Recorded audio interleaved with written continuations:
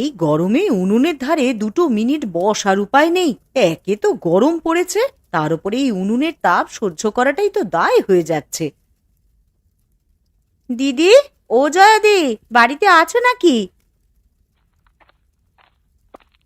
আরে কমলা যে, আয় বোন, বস এখানে। ওহ, আজকে যা গরম পড়েছে দিদি, দেখেছো? এমন গরম পড়লে মানুষ মাঠে ঘাটে বেরুবে কি করে বলো তো? আমাদের মতন চাষা মানুষদের মাঠে না গেলে কি আর চলে রে? ও আবহাওয়া যে এমনই হোক না কেন, যেতে তো হবেই। তা তুমি ঠিকই বলেছ দিদি, একদিন মাঠে না গেলে যে উনুনে হাঁড়ি উঠবে না আমাদের। তা হঠাৎ এই রোদ দিয়ে হেঁটে এলি যে, কিছু লাগবে না কি তোর? না দিদি, কিছু লাগবে না, ভাবলাম তোমার কাছ থেকে একটু ঘুরে যাই। কদিন হলো তুমি তো একেবারেই আমাদের বাড়ির দিকে যাও না। কি করে আর যাই বল, এই গরমে কোথাও বের হতে ভালো লাগে না। আর তোর দাদা মাঠ থেকে ফিরে এলে আর কোথাও যাওয়া যায় না রে, সেই জন্যই আর বাড়ি থেকে বের হই না। ননি আর অপু তো সেই কখন ভাত নিয়ে মাঠে গেল। ওরা কি ফিরে এসেছে গো দিদি? কই না তো, ওরা তো এখনো ফেরেনি। এতক্ষণে তো চলে আসার কথা। এই রোদে বাইরে বাইরে থেকে শেষে আবার অসুস্থ না হলেই হয়। দেখ গে, নদীর ধারে গিয়ে খেলতে বসেছে ঠিক। এত বলি এই গরমে বেশি বাইরে না যেতে, কিন্তু কে শোনে কার কথা। আজকে কি রান্না করবে গো দিদি? ওই তো মাছের কালিয়া আর দেশি মুরগির মাংস। মেয়েটা আবার মাছ মাংস ছাড়া ভাত খেতেই চায় না। আমারও হয়েছে ওই একই জ্বালা। ছেলেটা তো মুখে ভাতই তোলে না মাংস ছাড়া। ওর সাথে ওর বাবারও এই একই দশা। মাঠে কাজ করলেও যে সবার মাছ মাংস খাবার সামর্থ্য আছে, সেই জন্যই তো সবাই ভালো মন্দ খায়। কিন্তু এরা দিনের রোজগার যে দিনেই শেষ করে ফেলে এই ভালো মন্দ খেতে গিয়ে। কি বলবো বল, সবার যে ভালো মন্দ খেয়ে খেয়েই অভ্যাস হয়ে গেছে, এখন আর বলেও কোনো লাভ হবে না। আচ্ছা দিদি, আজ আমি আসি গো।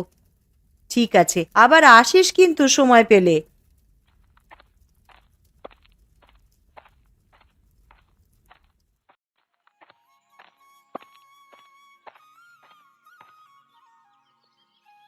কি রে, তোদের আসতে এত দেরি হলো কেন? আমি সেই কখন থেকে তোদের পথ চেয়ে বসে আছি। আর বলো না দিদা, আমরা ভাত দিয়ে ফেরার পথে নদীর পাড়ে খেলতে বসেছিলাম। এই রোদে তোরা নদীর পাড়ে গিয়েছিস খেলা করতে? তোদের মা জানতে পারলে আজ আর তোদেরকে আস্ত রাখবে না। সেই জন্যই তো বুদ্ধি করে এসেছি। আমরা মাকে কি বলবো? কি বলবি শুনি? বলবো দিদার বাড়িতে আমরা খেলা করছিলাম, তাই আমাদের ফিরতে এত দেরি হয়ে গেল। বাবা গো বাবা, এইটুকুন বয়সে তোরা কি মিথ্যে বলা শিখেছিস রে? মিথ্যে বলা কিন্তু একদম ভালো নয়। সব সময় সত্য কথা বলবি তোরা। ঠিক আছে দিদা, আমরা বাড়িতে গিয়ে সত্যি কথাই বলবো। আমরা আর কখনো মিথ্যে কথা বলবো না। সে না হয় বললি, কিন্তু তোদের হাতে এই কি এনেছিস রে? আমি আর ননি দিদি খেলবার সময় নদীর পাড়ে অনেকগুলো কাঁকড়া পেয়েছি দিদা, তাই সেগুলো তোমার জন্য নিয়ে এলাম। বাহ, খুব ভালো করেছিস তোরা। আমি জানি তো, দাদু কাঁকড়ার তরকারি খেতে খুব ভালোবাসে, তাই তো তোমার জন্য কাঁকড়া ধরে নিয়ে এলাম গো দিদা। তা বেশ ভালোই করেছিস। তাহলে এখানেই বরং স্নান সেরে থেকে যা। আমি কাঁকড়ার তরকারি রান্না করছি, তাই দিয়ে দুপুরে ভাত খাস বাছা তোরা। না না দিদা, আমরা ওসব কাঁকড়ার তরকারি খেতে পারি নে। আমরা তো সবসময় মাছ মাংস দিয়ে ভাত খাই। হ্যাঁ গো দিদা, ভালো মন্দ না হলে যে আমাদের খেতে ভালো লাগে না দিদা। এই গরমে বেশি মশলাযুক্ত খাবার খেলে যে পেট খারাপ হবে রে দিদি ভাই। তার থেকে কাঁকড়া সাদা মাটা ঝোলের তরকারি একবার খেয়ে দেখ, খুব ভালো লাগবে খেতে। না না বাবা, আমি ওসব খেতে পারবো না। আমার এসব খেয়ে একদম অভ্যেস নেই দিদা। তোমাদের খেতে হয় তোমরা খাও। বেশ, তো খেতে হবে না তাহলে। যা, বাড়িতে গিয়ে স্নান করে নে। ঠিক আছে দিদা, আমরা তাহলে এখন বাড়ির দিকে গেলাম।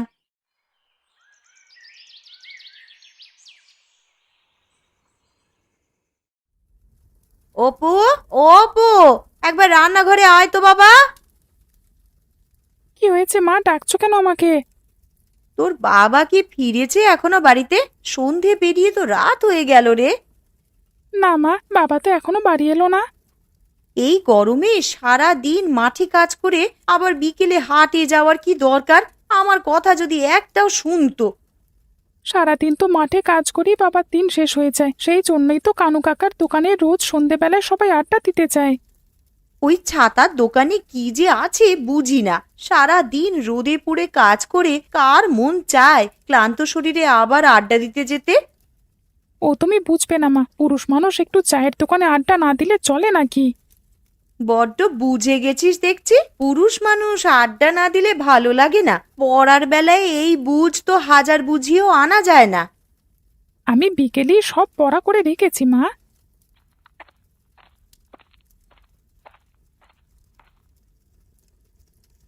কি এত কথা চলছে মা ছেলেতে?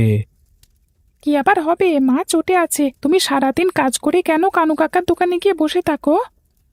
ও তুই বুঝবি না খোকা, আমাদের মতো বয়স হোক তখন বুঝবি। আর বুঝে কাজ নেই, তাড়াতাড়ি খেতে বসো এখন। সে কি কিন্নি, আজকে শুধু মাছের ঝোল আর ডিমের তরকারি, কেন মাংস রান্না করনি? আমরা গরিব মানুষ, দিনের রোজগার যদি দিনেই সব ভালো মন্দ খেয়ে উড়িয়ে দাও, পরে বিপদ আপদ হলে কি করবে শুনি? সে যখন কাটটা তখন দেখা যাবে, আমাকে বললি তো মাংস নিয়ে আসতাম। এই গরমে বেশি তেল ঝাল না খেয়ে একটু ঝোলের তরকারি খাও, এতে শরীর ভালো থাকবে। দিন দিন তো শরীরে মেদ জমছে, সে খেয়াল আছে? ও পুরুষ মানুষের একটু মেদ না থাকলে হয় নাকি? এত বেশি কথা না বলে এখন মুখ বুজে খাও তো দেখি।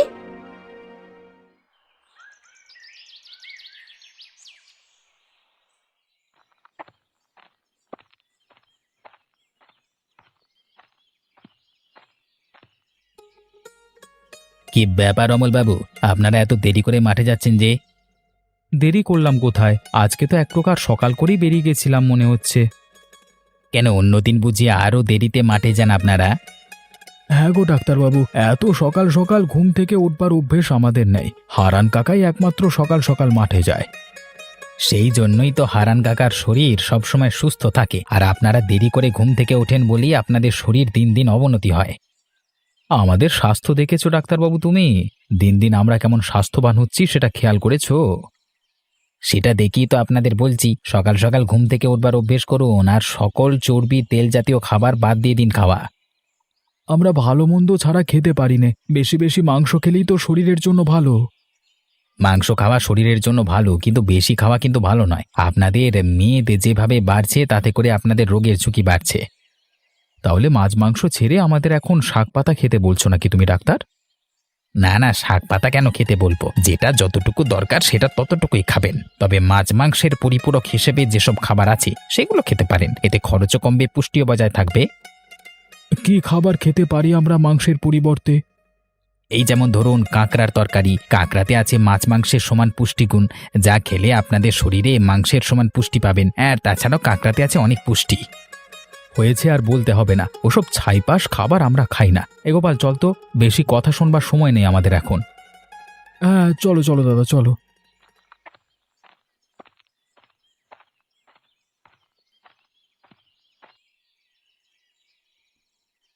কিরে অমল, তোদের মাঠে আসতে এত দেরি হলো কেন?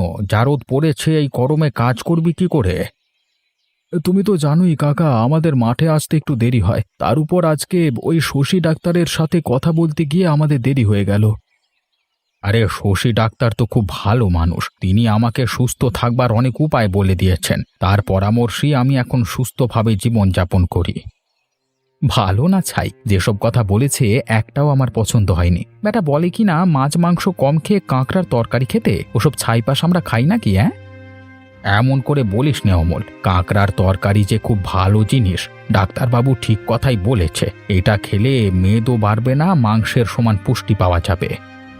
তুমিও দেখি ডাক্তারবাবুর মতো একই বুলি আওড়াচ্ছ। আমরা সব খেতে পারবো না বাবু। খাওয়া না খাওয়া তোদের ব্যাপার, কিন্তু ডাক্তারবাবু যেটা বলেছেন একদম ঠিক।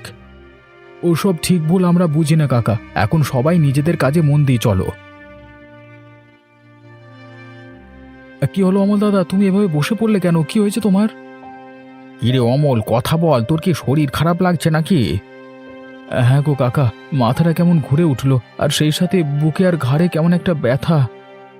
এই গরমে কাজ করবার জন্য বোধহয় এমন হচ্ছে। তুই কি বাড়িতে চলে যাবি নাকি এখানেই বসে একটু বিশ্রাম নিবি? না না, আমি এখন বাড়িতে যাব না, এখানেই গাছের ছায়ায় বসে একটু বিশ্রাম নিলে ঠিক হয়ে যাব। বেশ, তো তাহলে চল, তোকে গাছের ছায়ায় বসিয়ে আমরা কাজে লেগে পড়ি। চল চল চল চল।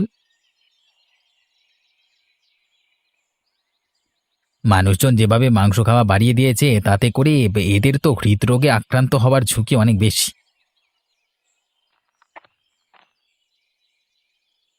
ডাক্তারবাবু, ডাক্তারবাবু, আমার ছেলেকে বাঁচান। আপনি চিন্তিত হবেন না, কি হয়েছে খুলে বলুন আমাকে। আমার ছেলেটা সকাল থেকে পেটের ব্যথায় উঠতে পারছে না, আর অনবরত বমি করছে। আগে ওকে এই বেডে শুইয়ে দিন, তারপরে আমি চিকিৎসা শুরু করছি। আমার ছেলেটার কিছু হবে না তো ডাক্তারবাবু? আপনি আমার ছেলেটাকে বাঁচান। আপনারা এইভাবে ভেঙে পড়বেন না, দেখবেন সব ঠিক হয়ে যাবে। বিধাতার উপর ভরসা রাখুন। আচ্ছা বলুন তো, অপু সকালে কি খেয়েছিল? আমি তো মাঠে ছিলাম, আমি বলতে পারবো না, অপুর মা বলতে পারবে। আমি বলছি, অপু সকালে মাংস আর হাঁসের ডিমের তরকারি দিয়ে ভাত খেয়েছিল। আচ্ছা, এবার বুঝতে পেরেছি, অপুর আসলে ফুড পয়জনিং হয়েছে। আসলে এই গরমে বেশি তেল মশলার খাবার খেলে এরকমটা হয়ে থাকে। তাহলে এখন উপায় কি ডাক্তারবাবু? চিন্তা করবেন না আপনারা, আমি অপুকে কিছু ইঞ্জেকশন আর ওষুধ দিচ্ছি, ও ভালো হয়ে যাবে। আপনাকে যে কি বলে ধন্যবাদ দেব।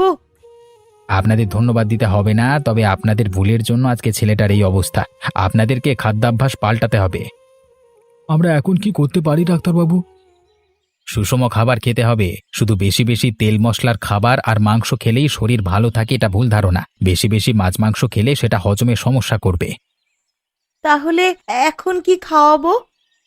এই গরমে আপনারা অপুকে কাঁকড়ার ঝোলের তরকারি করে খাওয়াতে পারেন, এতে করে মাংসের চাহিদাও মিটবে আর মাংসের চেয়ে বেশি পুষ্টি পাবেন ওর শরীরে। ঠিক আছে, তবে তাই হবে। আপনারা অপুর পাশে বসুন, ও সুস্থ হলে তবেই বাড়িতে নিয়ে যাবেন ওকে। কি ব্যাপার অপু বাবা, কেমন লাগছে তোমার?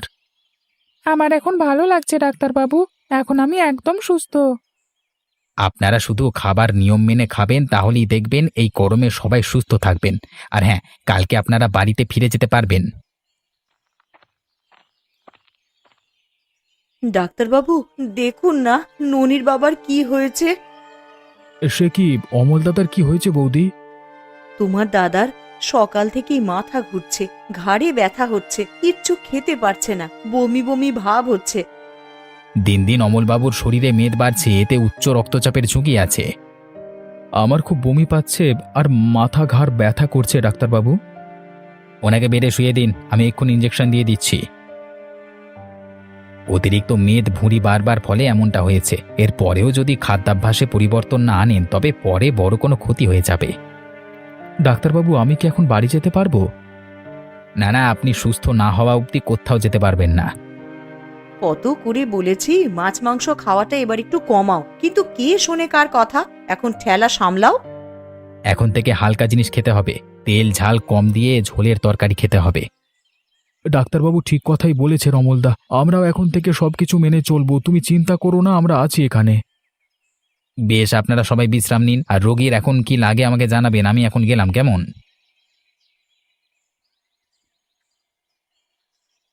আমার তো খিদে পেয়েছে মা, আমাকে কিছু খেতে দেবে কি?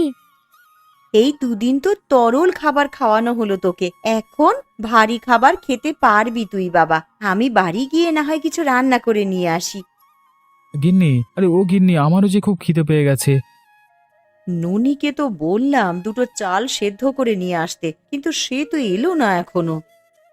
আমি না হয় বাইরে থেকে খাবার কিনে আনি সবার জন্য। না না ঠাকুরপো, বাইরের খাবার তো একদমই খাওয়া যাবে না। তাহলে এখন আমরা কি খাবো?